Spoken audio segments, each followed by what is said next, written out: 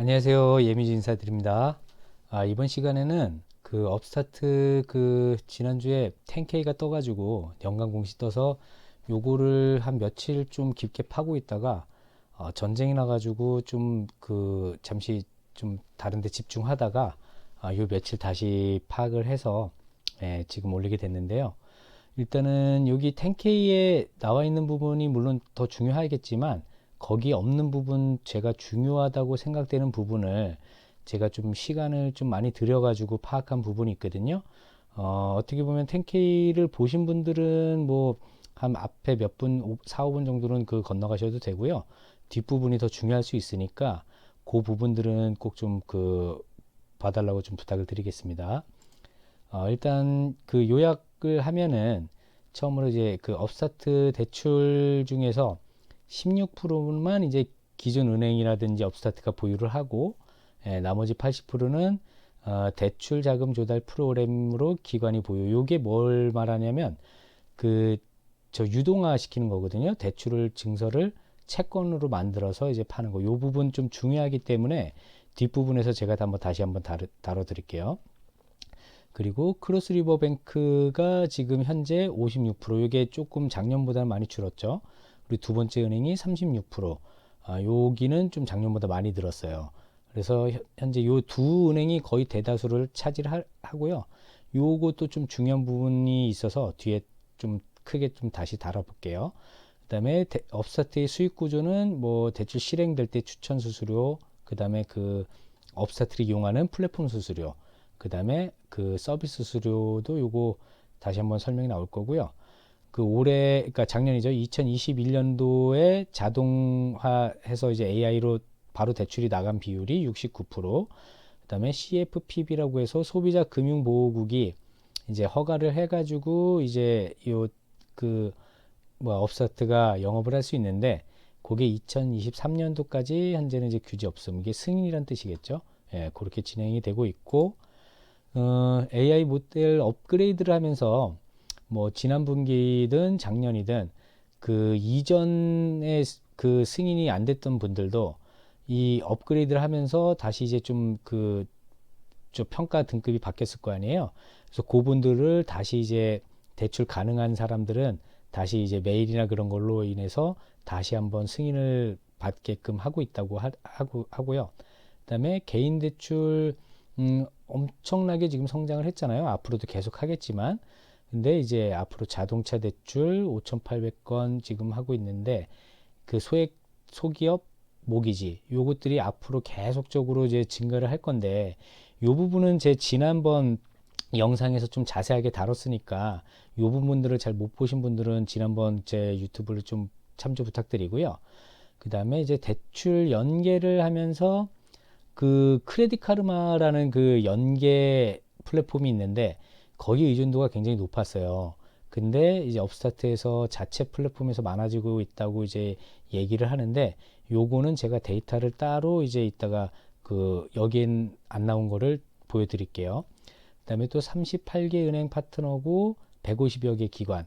요 150여 개 기관이 아마도 여기 이 채권을 매입하고 뭐 그런 기관들을 얘기하는 거고요.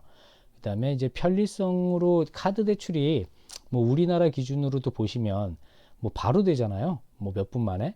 그러니까 미국도 마찬가지겠죠. 이게 카드 대출이라는 게 엄청 빠르고 쉽지만 금리가 좀 높죠. 그리고 한도나 뭐 그런 부분에서도. 근데 업스타트 자체가 다른 여타 은행들보다 훨씬 빠르고 좀 그거에 이제 파격적으로 대하는 은행들이 좀 있기 때문에, 뭐 CRB 같은 데가, 그래서 경쟁에서 이제 그걸 뺏어오고 있다고 하고요. 그리고 이제 대출 승인할 때 이것도 우리나라 기준으로 설명드리면, 저도 지금 담보대출 받고 뭐 그러고 있습니다만, 뭐 대출 받아보신 분들 많을 거예요. 그거 할 때 은행에서 요구하는 게 신용카드, 적금 뭐 이런 거 저런 거 들면은 금리 깎아주는 거 있잖아요. 예, 그런 게 이제 미국에서도 있나 봐요. 그 중에서도 좀 카드 연계에 대해서 좀 많이 신경 쓰는 것 같은데, 이거를 업스타트는 이제 그게 규제에 해당되는 내용일 수 있어서 그걸 안 해주고 있대요. 저는 요 부분 때문에 이제 파트너 사이 좀 파트너 은행들 중에서 요거를 목숨 거는 은행들은 업스타트를 많이 못하고 있지 않나? 뭐 요런 생각이 좀 들고요. 그다음에 지금 그 올해 이제 계속 대폭적으로 늘릴 거잖아요. 근데 작년까지 거의 1,500명. 근데 50% 정도 늘린다 그랬으니까 뭐 2,000명 넘게 이제 또 사람들을 늘리겠죠. 그 이유가 엄청난 그 성장을 하려면 당연히 인력이 많이 필요하겠죠. 그 다음에 이제 새로운 파트너들이 처음 시스템에 운영되는 그 프로세스 자체가 시일이 좀 많이 걸린대요. 근데 이 부분은 좀 곰곰이 생각해 보면 뒷부분에도 이것도 약간 중요한 부분이 있어서 다시 다루겠지만 시간이 많이 걸리는 거는 은행 일에서 그런 것 같아요. 은행이 좀 보수적이잖아요. 그래서 이거를 좀 그 테스트를 자기네들 나름으로 또 그 무조건 협약 맺었다고 다 쓰는 게 아니라 조금씩 테스트를 해보고 거기에 이제 퍼센테이지를 더 늘려가겠죠.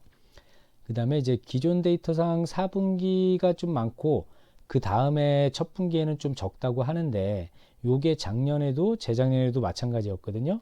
근데 요게 그 제가 좀 지금 그 미국 주식 좀 깊게 파신 분들은 좀 아시겠지만 그 미국 그 정부에서 부양 정책으로 엄청 많이 돈을 퍼준 게 있는데 그 중에서도 뭐 차일드 텍스 같은 거 있잖아요. 그런 부분들을 이제 줄이고 없애고 하다 보니까 아마도 지금까지 돈이 남아 돌았는데 이제는 좀 필요한 부분들이 더 많아지지 않을까 싶거든요. 그래서 대출이 좀 더 늘어날 수도 있다라고 좀 저는 개인적으로 생각을 하고요. 그 다음에 이제 크레딧 카르마, 요 부분이 또 중요하기 때문에 요거 뒷부분에 다시 한번 중요하게 다시 한번 다룰 텐데, 여기에서 연계를 이제 대출 연계 플랫폼 자체니까 이게 이제 여기서 많이 연계가 되는데, 요거를 연장을 하고 그 뒤에 바로 인투이트가 이걸 인수를 했는데, 뭐 요 부분이 변수 가능성이 있다, 참조해라, 뭐 위험할 수도 있다, 이렇게 업스타트는 얘기하지만, 인투이트 자체가 업스타트와 뭐 이렇게 크게 이렇게 경쟁을 하거나 그럴 일은 없다고 보기 때문에 요거는 뭐 자기네들도 돈을 더 벌려면 당연히 업스타트는 계속 그 유지를 하겠죠. 그 다음에 뭐 기타 뭐 학자금 대출법 요거 뭐 소파이 같은 경우도 이제 좀 지금 5월까지 묶여 있잖아요. 여기 그 업스타트도 요게 마찬가지인가 봐요. 그다음에 군인 대출법 이것도 좀 복잡한 게 있던데 뭐 일반일 때에서 뭐 군인 되고 나서 어쨌든 크게 뭐 위험 요소가 있다고 하는데 이거는 뭐 어디나 다 마찬가지라고 저는 생각을 하고 있고요. 그다음에 요거는 브로커 딜러.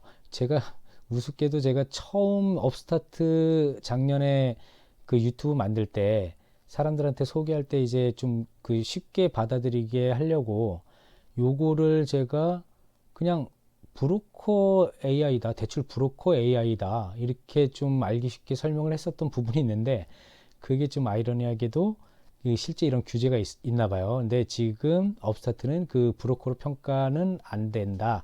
그래서 자기네들이 그런 거랑 영향은 아직 없지만, 나중에 그렇게 되면 뭐 제재를 가할 수 있지만, 이를 안 되도록 하겠다. 뭐 그런 내용들도 있고요.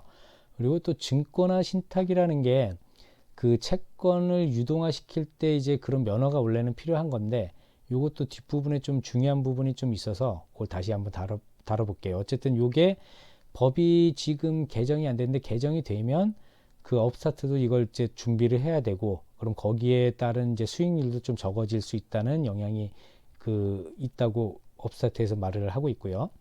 그다음에 직원들 옵션에 대해서 저는 작년에 뭐 한 100여 가지 그 성장주랑 그런 것들을 좀 그 분석을 해봤었는데 그때 뭐 예를 들어서 유니티나 이런 것들은 적자도 엄청 나는데 옵션도 팡팡 주고 있어요. 근데 지금 여기 그 업스타트에서 주는 옵션은 성장주의자 초기 그 기업들은 당연하다시피 요거를 미국에선 다 주고 있는데 아주 적당히 주고 있다고 생각해요, 저는. 요거는 뭐 다른 거랑 분석해 보면 다들 그렇게 생각하실 것 같고요. 그 다음에 이제 중대재해 뭐 요거 지금 러시아 우크라이나 그 부분이죠.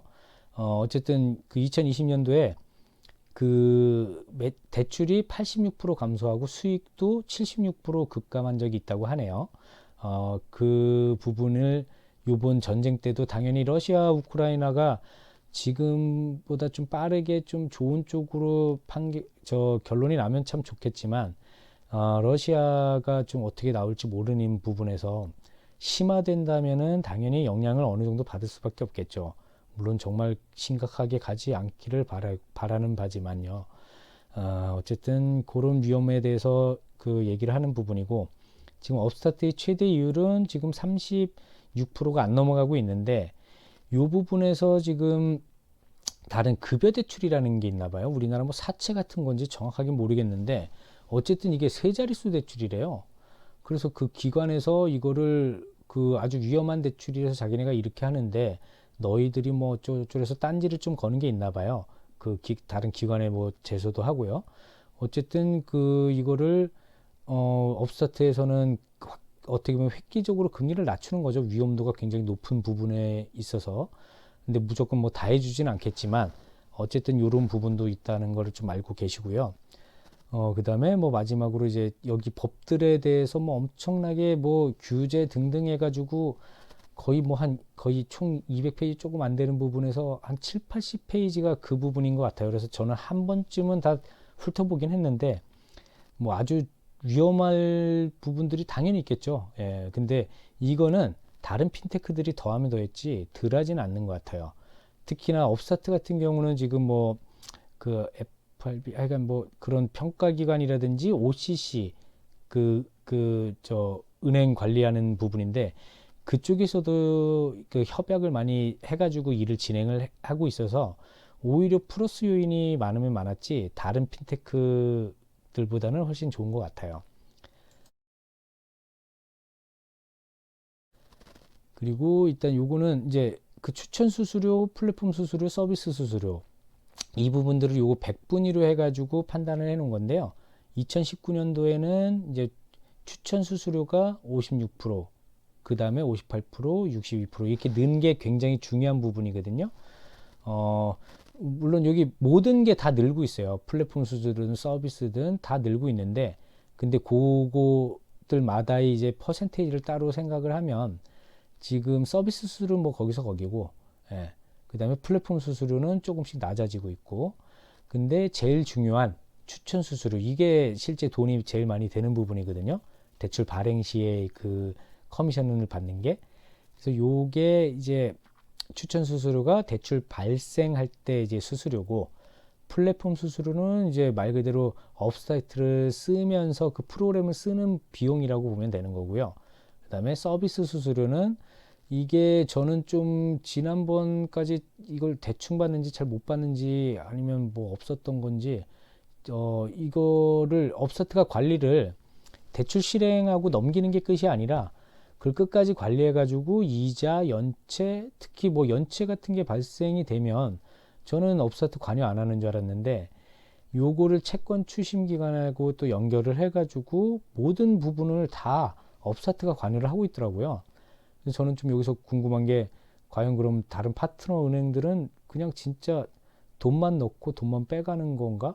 뭐 그런 생각이 좀 들더라고요. 어쨌든 업스타트가 생각보다 많은 일을 더 하고 있더라고요. 예, 그리고 일단 중요한 게 저희한테 이제 그 크로스리버뱅크의 의존도 높은 거에 대해서 많은 분들이 걱정을 하고 뭐 미주음 분도 요거 중간에 한두 번 얘기를 언급을 하셨던 걸로 기억을 해요. 근데 저는 좀 이렇게 생각하는 이유가 있는데 그걸 한번 판단한 거 보여드릴게요.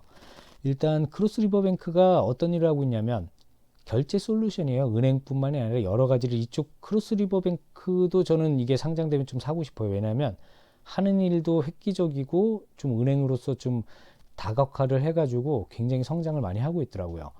그러니까 구글 원래 요거 뭐 코인 지갑 같은 거를 얘기하는 것 같아요. 그다음에 스트라이프 요것도 상장되면 제가 사고 싶은 주식 중에 하나인데 어쨌든 비트코인, 이더리움 뭐 이런 거를 코인베이스랑도 하고 일단은 은행만이 아니라 다른 여러 가지 일을 하고 있고 또 뭐 어펌 뭐 기타 등등 뭐 그런 그 대출 기관하고 협력을 엄청나게 하고 있네요. 물론 업스타트도 그 초창기부터 하고 있었고요. 그 데이터가 이제 2012년에 업스타트가 설립된 다음에 14년도에 처음으로 이제 대출을 발생시킬 때 CRB랑 그 크로스리버뱅크랑 1대1로 이제 계약을 한 것 같아요. 그래서 요거를 지금은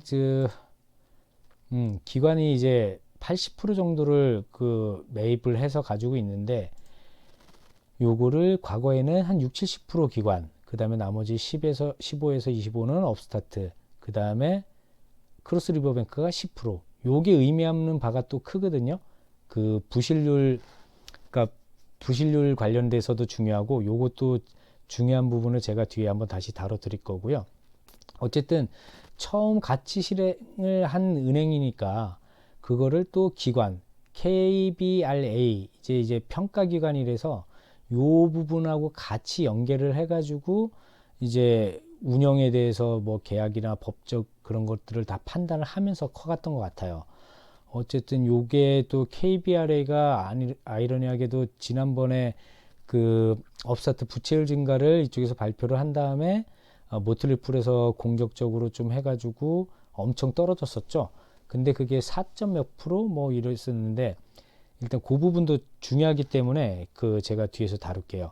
일단 여기서 이제 말하고 싶은 거는 CRB 은행이 일단 이렇게 할 수밖에 없었던 이유, 그게 뭘까요? 당연히 업스타트랑 같이 시작을 해서 그 뭐 아주 세세한 부분들에 대한 금리라든지 기간이라든지 또 그 사람들 등급별로 뭐 차이를 어떻게 두는 거를 서로 계속 그 의견들을 내면서 이걸 조율을 해왔을 거 아니에요. 그러니까 업스타트를 이 CRB보다 많이 알 수 있는 은행들이 없을 수밖에 없죠. CRB가 모든 걸 다 알고 있는 거죠. 그러니까 다른 은행들이 안 하는 것보다 하려고 해도 여기보다 더 세부 조건을 좋게 만들 수가 없기 때문에 CRB가 이렇게 클 수밖에 없었던 것 같아요. 계속적으로. 앞으로도 그럴 것 같고요. 근데 지금 나머지 은행 중에서도 지금 두 번째 은행, 요게 뭔지는 지금 이름이 안 나와 있는데, 어쨌든 그 두 번째 은행이 지금 제대로 이제 비율을 차지하고 있잖아요. 그러면은 저희는 여기서 추측할 게, 그 두 번째 은행이 이 정도로 컸다면 그 처음부터 했던 그 마치 이거는 비교하자면은 그 뭐야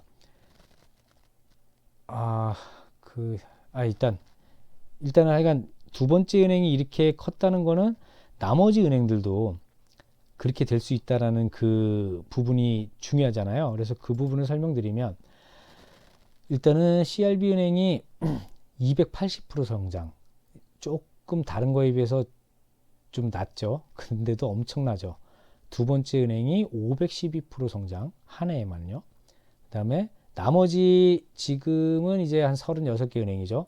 36개 은행도 엄청나게 성장하죠. 과거에는 좀 개수도 작았지만 어쨌든 그 기타 은행들도 341% 성장. 그러니까 CRB가 당연히 이제 성장할 수밖에 없고, 그 다음에 두 번째 은행이 압도적으로 이제 치고 나가고 있고, 과연 올해 저는 이 두 번째 은행이 진짜 비등비등하든지 더 앞질 수 있지 않을까, 그런 기대도 가지고 있고요. 그 다음에 나머지 이제 기타 은행들도 지금 저번 분기가 아니라 3분기죠. 작년 3분기 때 4개 은행에서 파이코 점수를 없앴다가 요번 그 마지막 분기에 7개 은행으로 늘었잖아요. 근데 이 은행들 중에서 과연 지금의 요 2번 은행처럼 이렇게 고속 성장하는 은행이 한 개라도 안 나올까요?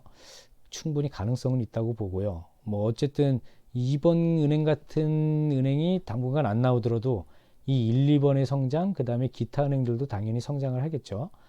그래서 그거를 좀 많이 기대를 하고 있는데, 일단 36개 은행이 왜 그럼 그걸 못하는가, 그거를 좀 고민을 해봤거든요.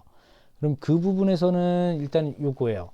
업스타트가 직접적으로 이 은행 보고 금리나 기간, 금액 이런 거를 어떻게 하라고 지금 얘기를 할 수가 없잖아요.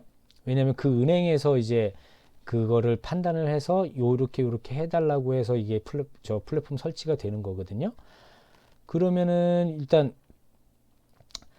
그 업스타트가 다른 은행들하고 이제 조율할 때 그 CRB처럼 해라고는 못하지만 다른 은행들이 비교는 할 수 있겠죠. 그런데 엄청 보수적인 그 기관 중에 은행이 제일 보수적이라고 저는 생각을 하는데, 이 은행들이 2008년도에 어마어마한 일을 겪었잖아요. 그 서프라임 모기지론으로. 요게 또 좀 더 설명을 뒷부분에 해드리겠지만, 그 엄청 보수적이기 때문에 천천히 가려고 할 거예요. 그 보고 또 판단하고 또 그 애매한 부분들을 결정을 좀 밀어가면서요. 어쨌든 지금 그래도 이 은행들이 이렇게 커가고 있다라는 거는, 그 자기네들이 이제 파이코 점수 아직 쓰는 은행들이 많으니까 그 점수를 써서 넘긴 사람들 외에 좀 애매하거나, 아, 이 사람 하기 싫은데 뭐 이런 부분들만 업스타트 프로그램으로 돌려가지고 그런 부분만 이렇게 하는 은행들도 많겠죠. 대부분이겠죠. 아마 그 은행들이. 그 은행들도 이제 계속 변화를 하면서 점점 믿어가고 있다라는 데이터라고 좀 생각을 하고요.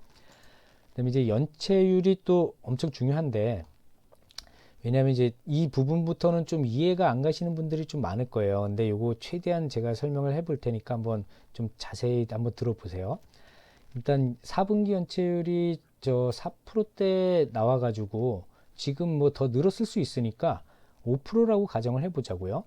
그럼 이제 저 뭐 지난 어닝에서 이제 제 유튜브로 만든 부분 좀 가져와서 얘기 들어보면, 2022년도에 1.4 빌리언, 예, 요게 69% 성장. 그 다음에 그 지난 분기 때 대출 실행이 4.1 빌리언이었어요. 거기에 대출 실행을 해서 업스타트의 매출이 304 밀리언이니까, 그러면 요게 따지면 7.4%예요. 요 계산하는 거 여러 가지 중요한 부분들이 있는데, 그거는 좀 다시 설명하기 그러니까 제 지난번 좀 영상을 꼭 좀 봐주시길 부탁드리고요. 끝에 저 링크를 걸게요. 일단 그래서 지금 올해 예상이 1.4 빌리언이니까 그거를 여기다 놓고 304 부분에다 놓고 거꾸로 계산을 하면 대출 실행이 18.86 빌리언이 나오거든요. 대출 실행. 예, 대출 실행한 18.86 빌리언 중에서 그 기관들이 80%를 이제 가져간다고 하잖아요. 그러면은 80%를 가져간 걸 계산하면 15.088 빌리언. 요게 이제 채권을 매입한 그런 기관들이 가져가는 거고, 그리고 지금 업스타트의 금리가 9%대에서 35%대, 물론 더 낮은 사람도 있을 텐데, 예, 일단 평균적으로 요때에서 많이 왔다 갔다 하는 걸로 제가 봤거든요. 그래서 지금 근데 업스타트는 점점 그 아주 높은 등급의 사람들보다는 낮은 등급의 사람들을 많이 하고 있기 때문에 데이터상으로도 많이 늘어나는 걸로 보여지기 때문에 아마 20% 평균 저 금리보다는 높을 거예요. 근데 좀 보수적으로 좀 이것도 한번 보자고요. 예, 연체율이라든지 이자도 20%다 좀 높겠지만 20% 정도로 계산 한번 해보자고요. 그러면은 이제 계산이 이렇게 돼요. 15.088 빌리언에서 평균 20% 수익으로 계산을 하면, 그 수익률로 계산하면 3.02 빌리언 정도가 나오거든요. 예, 요거 빌리언이 조예요, 조. 예. 그 다음에 여기서 업스타트나 대출 실행, 그러니까 하나로 했을 때, 죄송합니다. 여기서 업스타트나 이제 그 지난번 요것도 제가 그 계산해 놓은 게 있는데, 대출 실행해 가지고 이제 은행이 수수료 받는 게 7.4% 정도예요. 그러니까 여기서도 그 정도로 빼자고요. 그러면은 여기서 매출 일으키는 거에서 7.4% 정도로 가져갔으니까, 그러면은 그 3.02 빌리언이 아니라 1.9 빌리언 정도가 계산이 돼요. 그러면 그 기관들은 12.3%의 수익이겠죠. 근데 여기에서 또 부실률을 5%를 계산을 하면 1.8 빌리언, 그럼 11.9%의 수익이 나오고요. 근데 여기까지 가면 안 되겠지만 최악으로 이제 10% 정도까지 부실이 난다고 계산을 해도 1.71 빌리언, 즉 이자 수익이 11.3% 정도가 나요. 그러니까 어떻게 해도 10% 이상의 수익이 발생이 되기 때문에 지금 기관들은 이걸 안 할 수가 없죠. 지금같이 그 금리가 뭐 거의 제로 금리잖아요. 뭐 3월 달부터 연준이 금리를 올린다 해봤자 뭐 올해는 1점 몇 프로대, 뭐 잘하면 2%대도 갈 수 있겠지만 어쨌든 올해 내년 뭐 2, 3, 근데 전통적으로 지금 최근 10년을 보면 미국의 기준금리가 20점대 초반이었어요. 그 이상을 간 적이 없거든요. 아주 과거 말고. 그리고 지금 요거를 다룸에 있어서 제가 10K에서도 이 부분은 안 나왔는데, 제가 요거는 그 많이 고민을 해서 제가 장기 투자에 이제 좀 어느 정도 확신을 가지려고 엄청 파가지고 이제 이거를 좀 추측을 한 부분이거든요. 근데 이 부분은 뭐 증권 전문가나 뭐 이런 데서도 어디 뭐 시킹알파도 어디에서도 이런 내용은 다루는 게 없어서 제가 이제 대략적으로 어느 정도 이 정도다 싶은 추측이니까 약간씩은 틀릴 수 있다라는 것 좀 참조를 해주시고, 그다음에 또 요거 그 신용대출, 현재는 신용대출이기 때문에 나머지 대출도 더 뭐 올해나 내년부터 할 거지만요. 근데 요 신용등급도 그 등급이 다 틀려져요. 그걸 아까 뭐 그 같이 판단했던 KBRA 같은 이제 평가기관에서 채권의 등급을 매기거든요. 그 등급에 따라서 이제 채권의 그 수익률도 틀려질 거예요. 가격이나 뭐 그런 게 조건이 좀 틀려져요. 그리고 또 여기서 부실 채권, 부실 난 것들을 그걸 또 채권을 만들어서 파는 게 있어요. 그걸 NPL이라고 하는데, 이 기관들이 또 따로 있어요. 요 부분이 좀 복잡하기 때문에 좀 나눠서 뒷부분에 한 번 더 설명을 드릴게요. 어쨌든 제가 요 계산한 요 부분들, 요게 기관들이 왜 이걸 이렇게 많이 가져갈까? 요게 두 가지 의미거든요. 기관은 돈을 벌려고 하는 거겠지만, CRB라든지 그 아까 두 번째 은행 업스타트는 그러니까 업스타트는 BIS 비율이 필요 없지만 그 파트너 은행들은 BIS 비율이 중요하잖아요. 그 부분도 뒤에 설명드릴게요. 이게 좀 많이 복잡한 게 있어서, 근데 꼭 알아두셔야지만 장기 투자에 도움이 되니까요. 일단 뭐 요거를 좀 알기 쉽게 어떻게든 해보려고 그냥 간단히 이렇게 한 예시인데, 이거를 뭐 좀 고수분들이라든지 뭐 좀 회계를 아시는 분들이 이걸 가지고 좀 딴지를 거실 수는 있어요.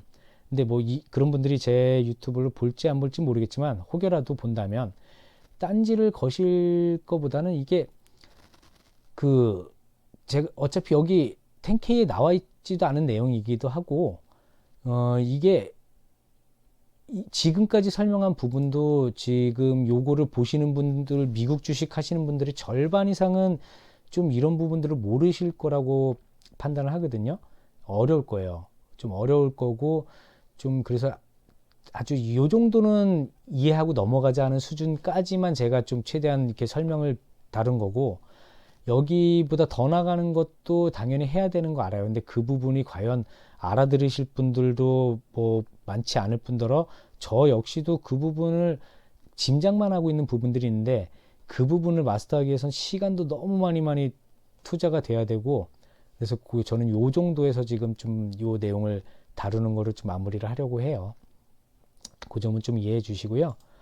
그다음에 이제 뭐 BIS 비율이나 NPL 비율이라는 게 은행의 자기 자본 비율이거든요. 요거는 뭐 국내 거든 아니면 뭐 미국 주식 중에서 다른 그 핀테크라든지 그 여신 그 대출 뭐 그런 거 관련된 데들은 종종 나올 거예요. 그래서 알고는 계셔야 돼요. 그래서 BIS 비율을, 자기 자본 비율을 예를 들어서 100억을 대출을 하면 거기에서 그 은행이 8억 정도는 자기가 돈을 가지고 있어야 되는 거예요. 그거 이상이 돼야지만 이제 영업을 할 수 있는 거고, 또 NPL 그러니까 부실은 8% 이내. 그러니까 그냥 이것만 기억하시면 돼요. BIS 비율은 8% 이상. 지금 미국 은행 평균이 제가 최근에 본 게 11%, 13%요 정도로 지금 평균 유지하는 걸로 봤거든요. 어쨌든 8% 이상일수록 좋고, NPL은 8% 이내야지 그 은행이든 그 기타 다른 핀테크든 이 대출에 관련된 부분들은 그거를 유지해야 된다는 거를 좀 기억은 해 두시고요.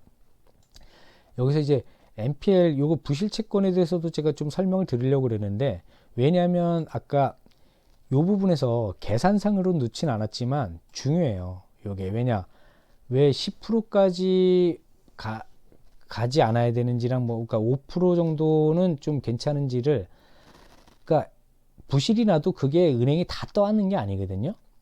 그러니까 NPL이란 게 그래서 중요한데, 요걸 한번 설명을 드리면, 그러니까 우리나라 기준으로 설명을 드린 게 좀 이해하기 쉬우실 거예요. 대출 받아보신 분들도 많으실 테고, 일단 담보대출을 받았다고 칩시다. 그러면 5%의 이자로 담보대출을 받았는데 그 사람이 이제 연체를 하게 되면 초기에는 그 연체 가상금리가 그 이자에만 붙어요. 그 5% 이자의 연체 가상금리가 붙어서 금액이 크지가 않거든요. 근데 요거를 뭐 기간이 길어질수록 한 달, 두 달, 세 달, 그러면 은행은 이거를 NPL 채권으로 만들어서 부실 채권으로 만들어서 다른 기관에 넘겨요.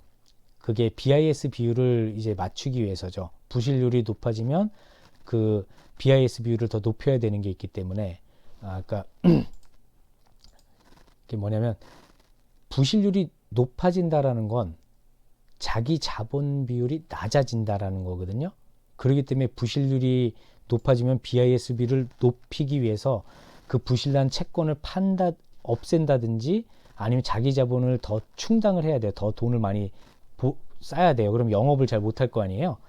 그래서 요 NPL 그 부실 채권을 다른 기관에 파는데 그럼 그 기관들이 이걸 왜 사냐? 부실한 거를. 그 기관도 뭐 BIS나 그런 거를 어느 정도 영향을 받을 거 아니냐. 근데 여기서 주로 카드사나 이런 데 중에서 이런 걸 많이 사가거든요. 그러니까 연체 가상금리가 이제 처음에는 이자 부분에 받지만 이게 어느 정도 기간이 지나면 원금 전체에 이제 연체 가상금리가 붙기 시작을 해요. 그러면은 과거에 대출 받았던 분들은 막 연체 가상금리가 20% 이렇게도 되거든요. 지금은 좀 많이 낮아서 아마 15%, 18% 최근은 담보대출 그렇게로 낮춰진 걸로 알고 있는데 어쨌든 담보대출로 20% 이자를 받을 일이 뭐가 있을까요? 저축은행도 그렇게 안 될걸요? 근데 생각을 해보시면 이 담보가 우리나라에서 뭐 서울 경기를 거기는 뭐 경매 낙찰가가 100% 이상인 데도 있기 때문에 뭐 말할 것도 없고 지방이라고 해도 최소 지금 8, 90%의 낙찰이 돼요. 그러니까 1금융권이 보통 40%에서 60%까지 담보대출을 해주잖아요. 그러면은 그게 어떻게든 이자를 최대한 받아 먹다가 경매로 넘기는 거예요. 그러면 경매로 넘기면 그 60% 이상으로 무조건 낙찰이 되기 때문에 자기네들 그 연체 이자를 최대한 받아 먹을 수 있는 거죠. 그 연체한 사람이 이자를 계속 내지는 않을 거 아니에요. 못 내고 있으니까 그 돈이 계속 쌓이겠죠. 그거를 경매 넘겨가지고 원금 60%에 그 최대한 20% 가면 6, 22, 72%까지도 그걸 받아가는 거죠. 그러니까 엄청난 수익이 발생이 되잖아요. 그래서 이게 경쟁이 굉장히 세요. 근데 지금 이 업스타트는 신용대출이니까 물론 우리나라랑 좀 틀리겠지만 어쨌든 신용대출은 뭐 믿을 구석이 없잖아요. 그래서 이게 그 아까 KBRA 뭐 이런 채권 등급을 하는 어디였죠? 아까 KBRA 그러니까 그런 그 등급을 매기는 기관에서 그 저 신용 등급이나 뭐 이런 것도 참조를 하겠지만 이 그 등급을 채권의 등급을 매겨요. 그럼 그 등급에 따라서 채권 등급에 따라서 원금이나 이자를 좀 깎아서 기관에 넘기면 그 기관들은 그 적절한 금액별로 사거든요. 물론 우수한 예를 들어서 뭐 1, 2, 3등급인 사람들이 이자를 잠깐 했을 때 이자 연체를 잠깐 했을 때 그분들이 뭐 기업 엄청 돈을 많이 버는 그런 기업에서 근무하거나 그런 경우에는 금방 갚을 수 있을 거잖아요. 그런 경우는 원금을 안 깎아주죠. 이자만 약간 깎아서 팔아도 팔려요. 그러니까 그런 식인 거죠. 3, 4, 5, 6등급 뭐 이렇게 좀 중간 등급은 원금도 약간 깎아줘야 팔릴 수도 있을 거고 그런 식으로 해서 이제 기관하고 이제 좀 그 맞으면은 그거를 판매를 할 수가 있게 되는 거예요. NPL을. 네, 일단 그 부분에서 이제 증권화 신탁이라는 게 요게 아까 업스타트도 지금 그 면허가 없다 그랬잖아요. 근데 요거를 면허가 면제되는 국립은행을 통해서 그걸 처리를 하고 있더라고요. 그러니까 근데 이게 주 업무가 아니라 이제 자기가 중간에 이제 그걸 받아서 넘기는 것만 하니까 현재의 법엔 저촉되는 게 없어서 넘어갔는데 이 부분도 법이 개정되면은 뭐 좀 더 틀려질 수 있다는 게 아까 요 내용이었어요.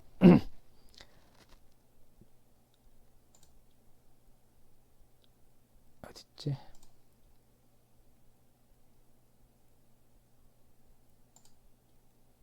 예, 요 부분 18번. 워낙 많아서 저도 이게 다 외우지 못해가지고 어쨌든 그 은행들이 일단 그 요 증권화 신탁을 왜 넘겨야 되냐면 아까 그 중요한 건 BIS 비율을 맞추는 것도 있지만 또 이런 것도 있죠. 파생 상품. 우리나라는 이것까지 있는지는 모르겠는데 미국의 2008년 서브프라임 때 왜 이게 커졌냐면은 대출을 하는 기관, 그 다음에 그 대출 채권을 넘기고 그 다음에 그걸로 또 파생 상품을 만들고 이게 눈덩이처럼 커진 거죠. 그래서 엄청나게 큰 저 부실이 이제 발생이 됐는데 일단은 이런 것들 때문에 서로 조심하고 BIS 비율도 최대한으로 높여놓고 그런 부분이 생기는 거예요. 일단은 그거를 좀 제가 너무 이게 좀 광범위하게 좀 하다 보니까 쉽게 이해가 안 되는 부분들 계실 거예요. 그러면은 저 댓글로 남겨주시면 다시 그 부분 그 하나하나 세세하게 다시 한번 설명을 드릴게요. 제가 워낙 좀 많은 거를 처리하다 보니까 지금 예. 일단은 이제 앞으로 업스타트가 이제 또 어떻게 성장해 나갈지 그 부분이 또 중요하잖아요. 그래서 여러 가지 또 데이터들을 봐야 되니까 그 부분 설명을 드릴게요. 일단 그 수치적으로 해석한 거는 이번에는 안 할 거예요. 그거는 지난번 거에 제가 엄청 중요한 것들을 많이 다뤄놨기 때문에 그 부분 한번 참조를 부탁드리고요. 일단 요거는 시밀라웹. 요거 지금 제가 그 작년부터 요거 좀 여러 가지로 한 열댓 개 종목들을 이걸로 한번 분석을 해봤는데 이게 종목 그 주가하고는 큰 연관이 없더라고요. 이렇게 그 방문하는 홈페이지 방문하는 게 늘었다고 해서 뭐 판매하는 기업들 같은 경우는 좀 늘거나 줄지 않을까 해서 한번 판단을 해봤는데 큰 의미는 없고요. 어쨌든 기관 종목들이 성장하는 데 있어서 방문자들이 늘어나면 당연히 좀 뭔가 도움이 되는 거잖아요. 그래서 이게 보면은 그 작년 11월, 12월 이렇게 늘다가 그 전부터도 이렇게 쭉 늘기 시작했거든요. 근데 올해 들어서 요게 한 분기에 갑자기 좀 더 올라갔죠. 이게 좀 크게 좀 좋은 데이터 같아 보이고요. 그리고 요거는 아까 이제 업사트가 얘기했던 크레딧 카르마와 자기네들 직접 오는 거의 비율. 요게 제가 작년에 봤을 때 크레딧 카르마가 4, 50%, 60%막 굉장히 높았었거든요. 근데 지금 직접적으로 찾아오는 업스타트의 말이 사실이었어요. 데이터상으로도 직접 방문이 굉장히 커졌어요. 그리고 크레딧 카르마, 그 다음에 너드월렛, 뭐 여러 가지 이게 어쨌든 크레딧 카르마의 그 영향력이 좀 많이 줄어들고 있죠. 그 여러 가지로 지금 업스타트가 좋은 게 CRB 은행에 대한 그 의존도도 지금 절반 정도인데 좀 올해는 절반 이하로 떨어질 걸로 전 추측이 되고요. 다른 은행들의 성장도에 따라서 틀려지겠지만요. 방문도 지금 다른 데보다는 직접적인 게 많아지고 아주 좀 중요한 데이터 중에 하나고요. 그 다음에 13F 공시에서도 중요한 부분을 좀 발견했는데 요게 이제 회장이 좀 팔았잖아요. 옵션이나 이런 걸 많이 팔았을 거예요. 근데 이걸 똑같이 맞췄더라고요. 이게 업스타트 이제 보유한 거. 보면은 요거는 아마 옵션 행사하려고 이렇게 해놓은 것 같긴 해요. 예. 근데 이제 일단 다른 그 기관들 한번 보면은 그 다음으로 이제 볼륨 많은 데가 뱅가드. 뱅가드가 초창기에 2020년 4분기에 이제 처음 샀는데 평균 단가거든요. 요거는 처음 구매한 날짜 요건 평균 그 추정 그 언제 샀다고 공시할 때마다의 평균 가격을 나타낸 거기 때문에 정확하진 않지만 그 즈음은 파악할 수 있어요. 어쨌든 뱅가드도 엄청나게 샀고 지금 요거는 뭐 처음 들어보는 데이긴 한데 여기도 엄청나게 샀고 근데 여기는 엄청나게 팔았나요? 서드 포인트. 근데 얘네들은 평단가가 엄청났죠. 초창기에 사서 당연히 이 가격에 샀으면 근데 좀 답답한 게 그 전 분기에 팔았으면 훨씬 낫을 텐데 어쨌든 이득을 엄청나게 봤을 거예요. 근데 여기서 눈에 띄는 것 중에 하나가 저희 나라 미래에셋 글로벌이 이놈들이 평단가 보세요. 이렇게 높은데 팔았대요. 이거 손절한 거죠. 좀 안타깝네요. 예, 같은 국민으로서. 근데 평단가가 낮은 애들이 주로 이익 실현을 하는 단계였었고요. 그쵸? 그 다음에 나머지 이제 평단가가 우리나라 빼고요. 평단가가 좀 어느 정도 되는 애들이 기관들이 계속 사 나가고 있는 것. 중요한 건 요거는 뭐 지난 분기이기 때문에 올해 들어서 올 초에 엄청나게 좀 중요한 그 순간들이 많잖아요. 그래서 지금 다음 분기 때 또 이게 나오는 게 어느 정도 모아가는지 그게 좀 중요한 데이터 같고요. 그다음에 요거는 뭔가 하시는 분들 얘기 들으면 풋콜 옵션 판매요, 옵션. 작년 말부터 많은 그 사람들이 그 이게 어느 정도 하락할 거를 이제 예상도 했지만 어느 뭐 와리가리 하는 사람들이 많았을 거예요. 많이 떨어질지 이대로 좀 어느 정도 조정하다 올라갈지. 그래서 옵션 거래가 엄청 늘은 거를 아마 기사를 보신 분들도 있을 거예요. 요거는 그 비단 요 업스타트뿐만이 아니라 다른 종목들도 대다수가 이게 막 상위권일 거예요. 예, 옵션 거래가. 어쨌든 여기 중요한 부분은 좀 많이 다뤘는데 좀 너무 어려운 부분은 좀 다른 것 같기도 해서 그거에 대해서는 좀 저 댓글로 남겨주시면 제가 하나하나 제가 뭐 모르는 자료라도 찾아서라도 좀 알려드릴게요. 예, 감사합니다.